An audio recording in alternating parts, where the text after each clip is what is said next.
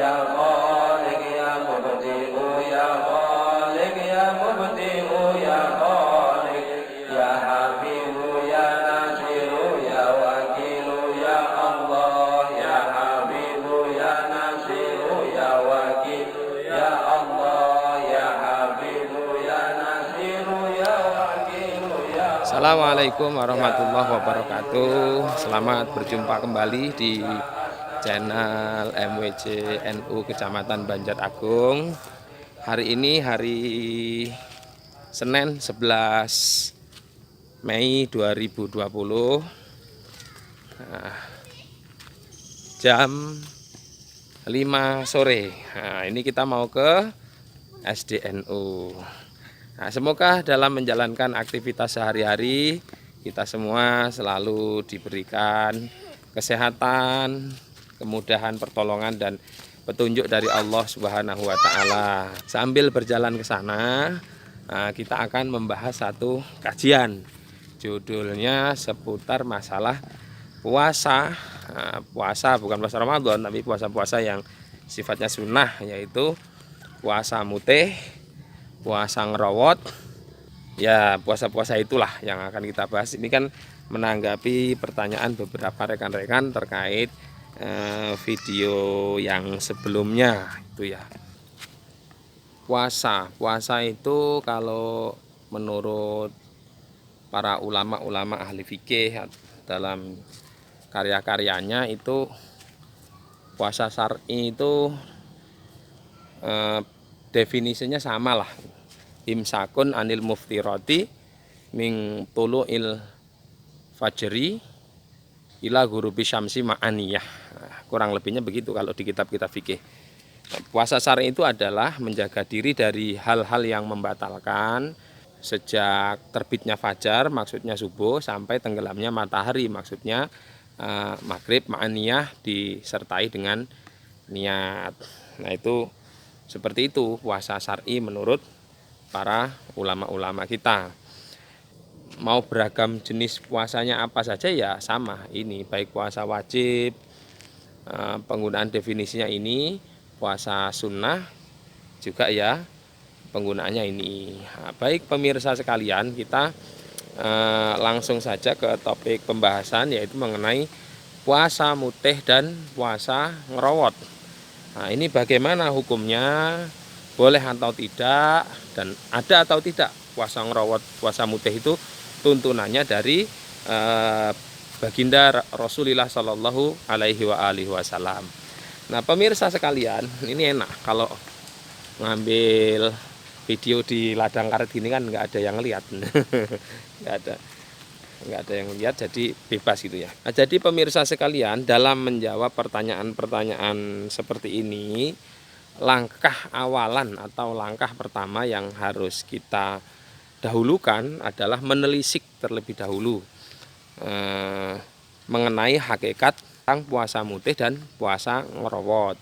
Maksudnya tata caranya, prosedur pelaksanaannya seperti apa. Nah, mengapa ini kok didulukan? Ini agar dalam menggali hukumnya ini tidak berdasarkan dugaan-dugaan atau perkiraan-perkiraan. Jadi tahu betul, paham betul bahwa oh ternyata seperti inilah puasa mutih dan seperti inilah puasa ngerowot. Nah, pemirsa sekalian yang dirahmati Allah Subhanahu wa taala, puasa mutih dan puasa ngerowot yang saya tahu ya, nah, kalau secara umum puasa mutih itu sama ya, makan mulai maghrib, nanti sahur saat selesai, mulai puasa nanti saat subuh. Itu ya sesuai dengan puasa syar'i sebagaimana yang dijelaskan di awal tadi gitu.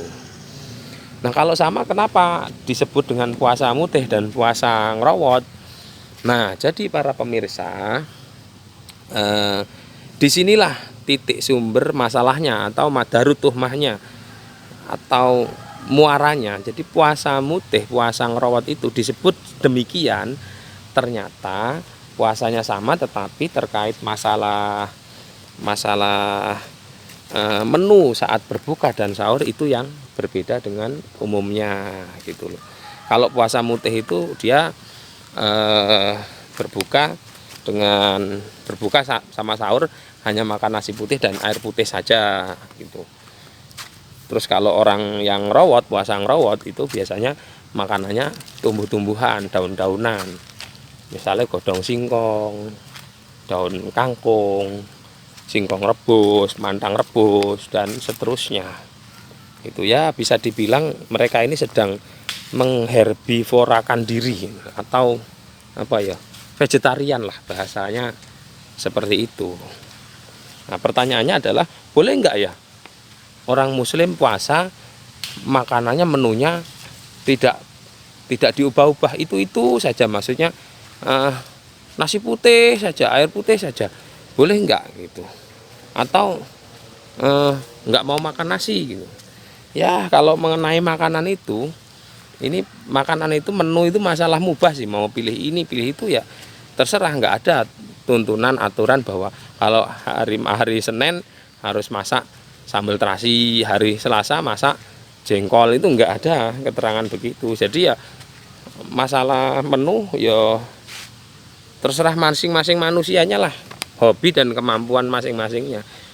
Nah, jadi boleh nggak orang berbuka sahur dengan metode seperti itu?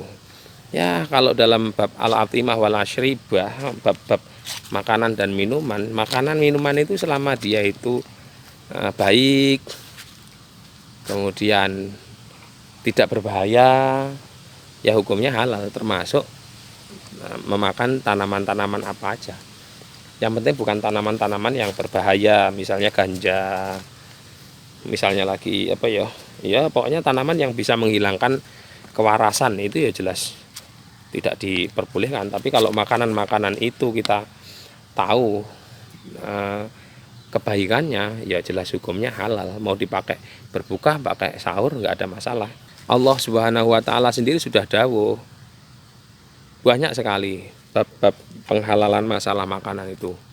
Di antaranya ayat yang berbunyi wa kulu mimma razaqakumullahu halalan thayyiba, makanlah dari rizki-rizki yang dikasih Allah yang halalan, yang baik-baik, yang enak-enak. Itu surat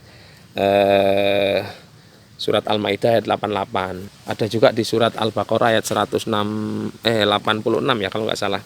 Ya ayuhan nasu kulu mimma fil ardi halalang thayyiba wala tattabi'u khutuwatis syaiton innahu lakum aduwwum mubin.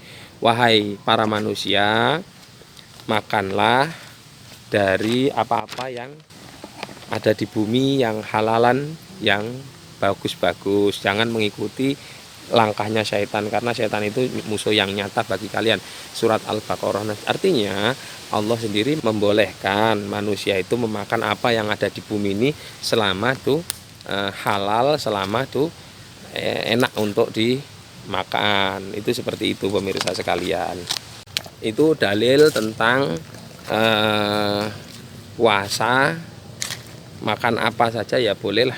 Intinya ya itulah dalilnya bahwa terkait masalah puasa ini, makan dengan tumbuh-tumbuhan itu ya tetap hukumnya boleh. Berarti di sini bisa kita simpulkan bahwa puasa mutih, puasa ngerowot, atau biasanya orang menyebutnya ngebleng, itu adalah termasuk puasa yang syar'i, karena diniatkan untuk Allah semata. Kemudian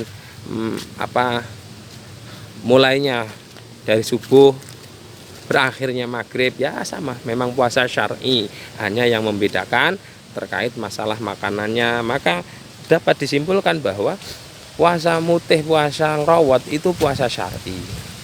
Nah, mungkin ada yang bertanya-tanya begini, kenapa kita tidak ikut Nabi saja, puasa sebagaimana puasa Nabi gitu.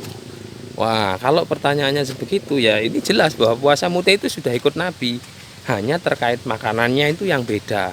Nah kalau misalnya makanan itu harus, orang Indonesia ini makanannya pokoknya setiap orang puasa makanannya harus seperti di zaman Nabi, seperti sahabat, maka ini ya keliru dua kali gitu loh. Ini kita justru menyengsarakan diri kita sendiri gitu loh.